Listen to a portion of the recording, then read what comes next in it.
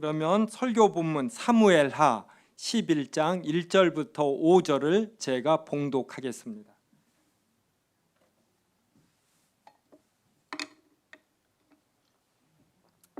성도 여러분, 성경을 어떤 때는 봉독하고 교독하잖아요.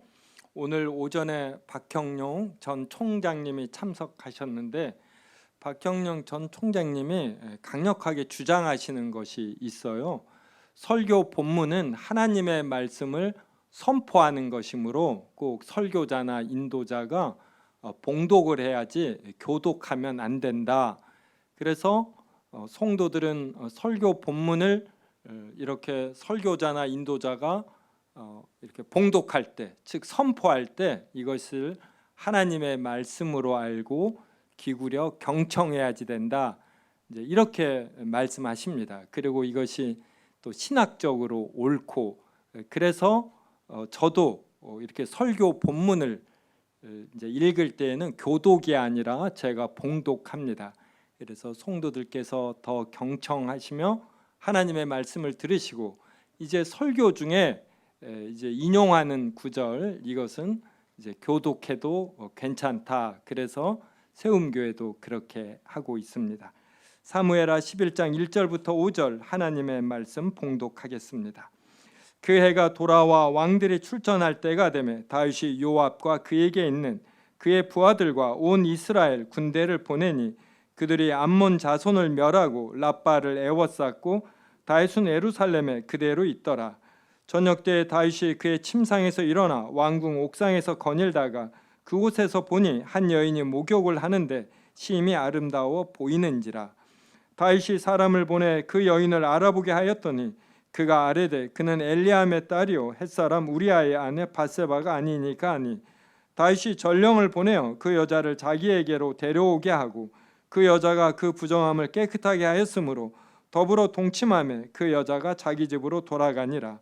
그 여인이 임신하며 사람을 보내 다윗에게 말하여 이르되 내가 임신하였나이다 하니라. 아멘.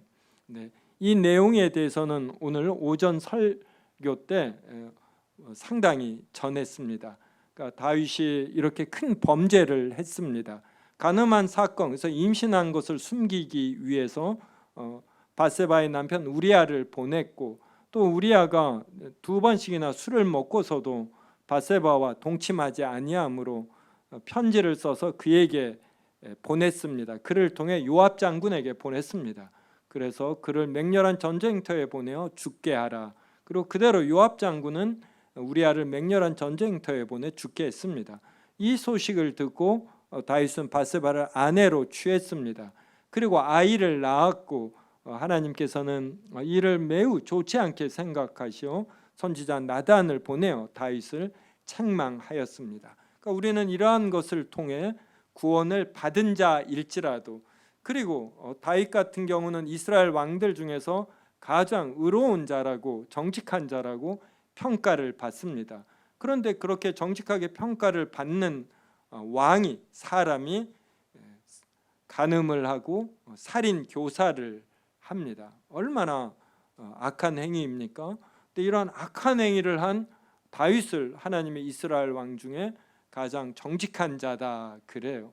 그러니까 이것에 견주어 다른 사람들, 다른 신자들은 비록 다윗처럼 큰 범죄를 외형적으로는 짓지 않지만 속으로는, 그리고 이런 작은 죄들을 많이 이렇게 또 지음을 알 수가 있습니다.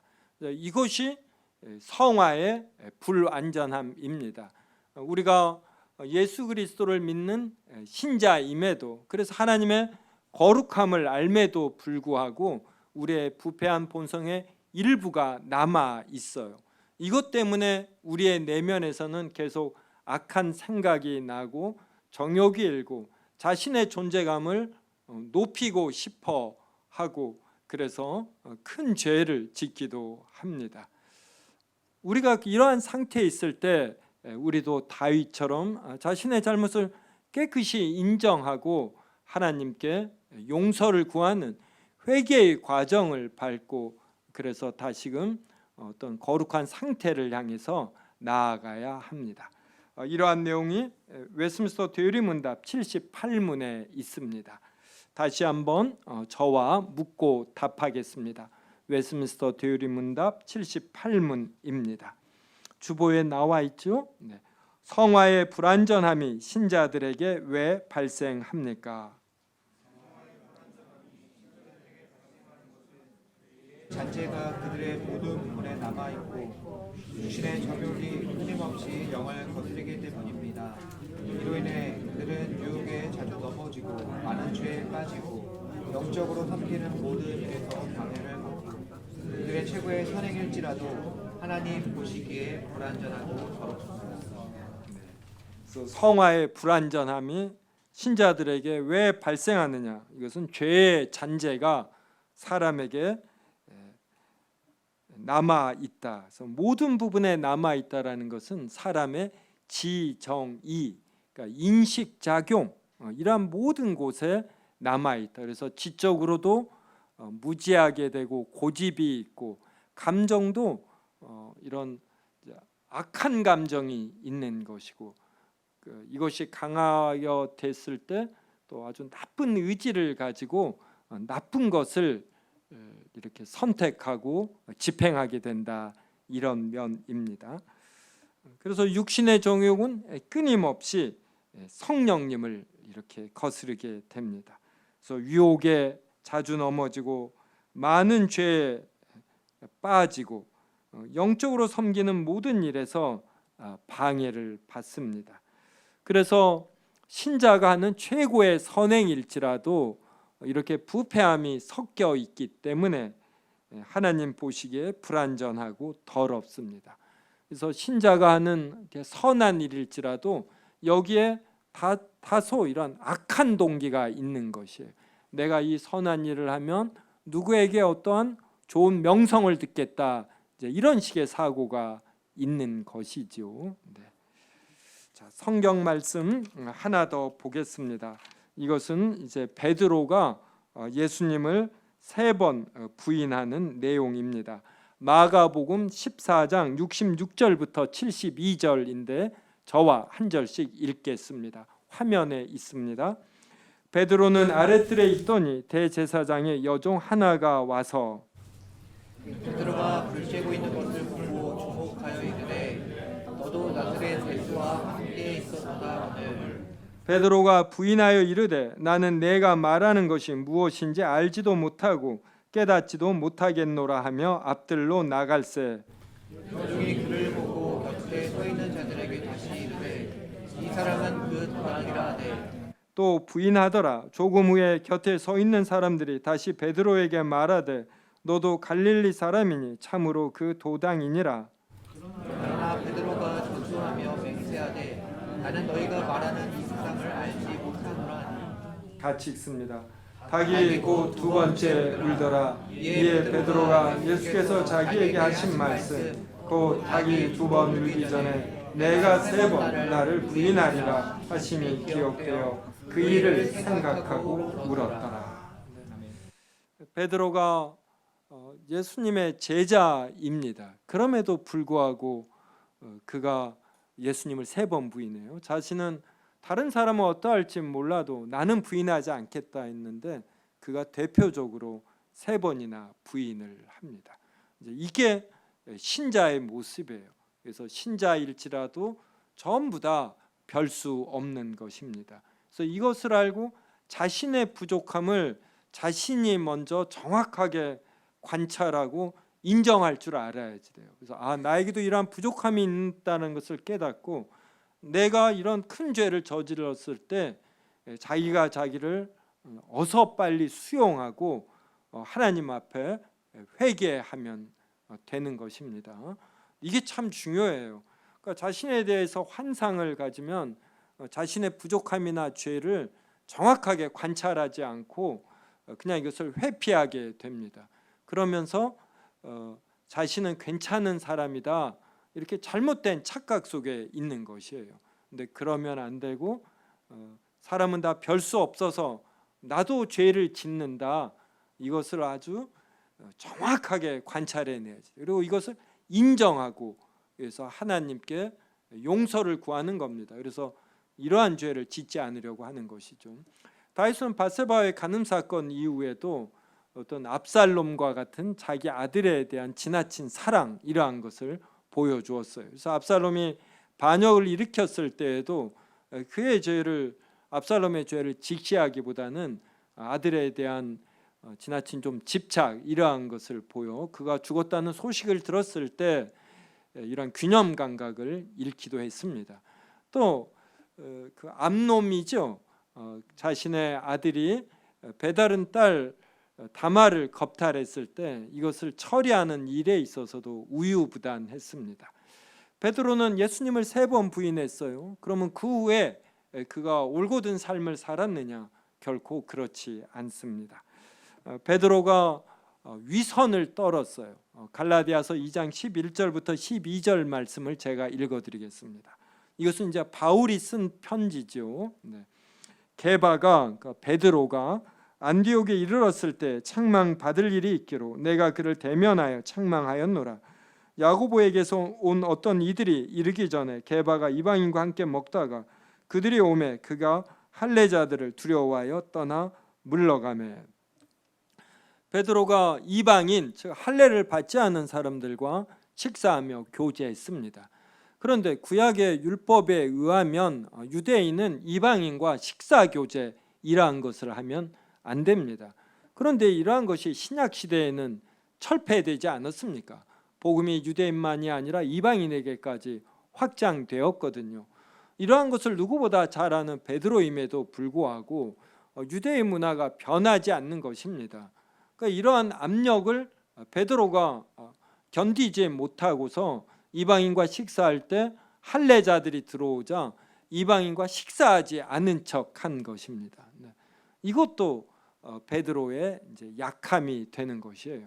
그런데 하나님께서는 이러한 다윗, 이러한 베드로를 이렇게 책망만 하시지 아니하고 그를 격려하며 하나님의 왕으로 그리고 하나님의 사도로 이렇게 사용하십니다. 그러니까 우리들은 또 얼마나 더 그러겠습니까? 그래서 이러한 성화의 불완전함을 통해서 먼저는 자신의 이러한 불완전함, 죄를 알고 이것을 정확하게 관찰해서 인식하고 이렇게 정면으로 이렇게 직시함으로 자신의 부족함을 아는 것, 그래서 이것을 고쳐 나가려고 하는 것, 이게 필요로 합니다. 이제 두 번째는 자기에 대해서 이렇게 하면은 이제 남에 대해서도, 다른 신자에 대해서도 그러해야 하는 것이에요. 하나님께는 12명의 사도가 필요로 했습니다. 12명의 사도를 이 초대교회 때 이렇게 선발해야지 되잖아요. 완벽한 사람이 어디 있습니까? 그러니까 12명을 선발하는 것이에요. 그럼 이들의 부족함에도 불구하고 하나님은 이들을 성장시키며 격려하시며 사도로 이렇게 사용하시는 것입니다. 지금 이 시대에 이제 결혼한 사람은 부모의 역할을 합니다. 전부 다 부모가 되어서 어떻게 행해야 되는지 다 알고 하는 게 아니에요. 그냥 부족함 가운데 부모가 되는 겁니다. 교사, 대학교 졸업하고 임용고시 봐서 교사가 되었을 때 그 인격이 얼마나 갖추어졌겠습니까? 하지만 하나님은 교사가 필요로 한 것이에요. 이러하듯이 이 사회에서 권위자로 선발되는 사람은 목사나 장로나 집사나 권사, 그리고 이렇게 교사, 부모, 그리고는 대통령까지도, 장관, 국회의원까지도 다 부족함 가운데서 되는 것입니다. 그래서 이 부족함을 이 권위 밑에 있는 사람들이 이걸 잘 이해할 줄 알아야지 되는 것이에요. 그래서 권위자의 약함, 부족함을 수용할 줄 알고, 아울러 다른 신자들, 다른 성도들의 부족함을 역시 수용할 줄 알아야 합니다. 나에게 부족함이 있듯 그들에게도 부족함이 있고, 그래서 잘 격려하고 세우면서 이 부족함이 채워지게끔, 성장하게끔 하는 것이에요. 그 다음에 신자일지라도 언제든 죄를 범하는 줄 알고, 이제 재정 같은 경우에 한 사람에게 전부 맡기면 재정 횡령이 일어날 수 있어요. 그러니까 이런 재정 면에서 사람을 믿으면 안 되는 겁니다. 그래서 세움교회는 재정 같은 거 할 때 꼭 몇 사람이 동시에 이렇게 하는 거예요. 헌금 개수도 한 사람이 아니라 꼭 두세 사람이 하고, 그 한 사람이 횡령하는 일이 뭐 어쩌다 발생합니다. 어쩌다. 이제 그럼에도 혹여 한 사람이 하게 해서 시험될 기회를 아예 차단시키려고 하는 것, 이제 이러한 것들이 필요로 하는 것이에요. 그래서 신자일자라도 부족하구나. 그래서 죄에 노출시키지 않는 것입니다. 저는 책들을 여러 권 썼는데 이것을 이제 그간 아파트에서 살았잖아요. 그 아파트 마루에서 썼습니다. 애들이 떠들고 그래도 저는 좀 스트레스 이런 걸로 별로 안 받아요. 그러니까 마루에서 컴퓨터에서 쓰니까 제가 이렇게 야한 동영상을 볼 수가 있겠어요, 없겠어요? 네, 없어요. 수시로 아내가 왔다 가고 5명의 아이들이 왔다 갔다 하는데 보니까 굉장히 이게 생산적인 일이더라고요. 항상 누군가가 이 옆에 있다라는 이 생각을 하니까 제가 시간을 허비하지 않는 것이에요. 근데 지금은 목회실에서 혼자 있거든요. 저는 원래 이렇게 혼자 있는 걸 별로 좀 안 좋아해요. 그래서 제가 목회실에서 혼자 나쁜 짓을 한다 이런 의미가 아니라 꼭 혼자 있을 때는 더 이 거룩함이 요구가 되는 것이에요. 그래서 자신의 약함을 알고 나는 어떠한 때 죄의 유혹이 있더라. 그럼 이것을 환경을 좋게 설정을 해서 이것으로부터 유혹을 받는 기회가 적도록 이렇게 만드는 것이에요. 그래서 이 78문이 왜 있느냐면 성화의 불안점을 알고 나의 약함을 인정하고 나는 이러이러할 때 게으름에 빠지거나 나는 이러이러할 때에 성적인 유혹을 받거나 나는 이러할 때 재정적인 유혹을 받거나 또 나는 가만히 이렇게 놔두면 나 자신을 높이려는 이렇게 좀 잘난 체 하는 성향이 있더라. 이러한 것을 관찰하고서 이러한 어떤 죄의 기회가 틈타지 아니하도록 이렇게 노력하는 것입니다.